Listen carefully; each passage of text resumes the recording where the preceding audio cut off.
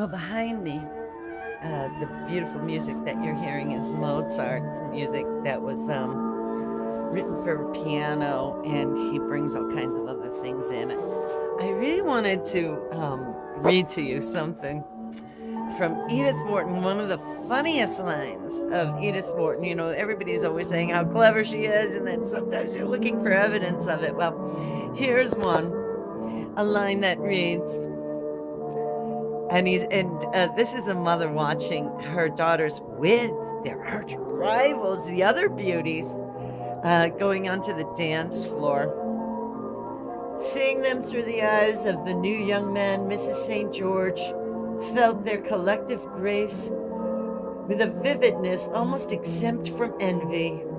To her, as to those two foreigners, they embodied the American girl, the world's highest achievement.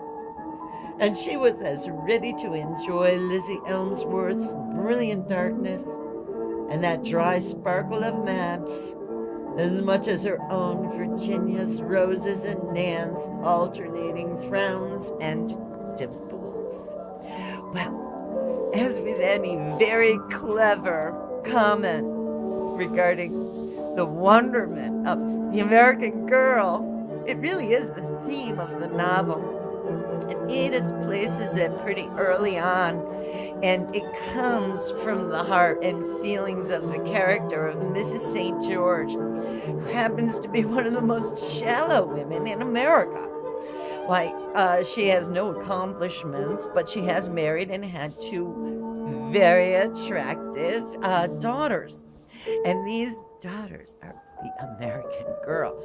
Now, I think that she wanted a better life for her daughters than she was having herself. You see, even though she was living in the lap of luxury, her husband could have been a philanderer. She overlooked it.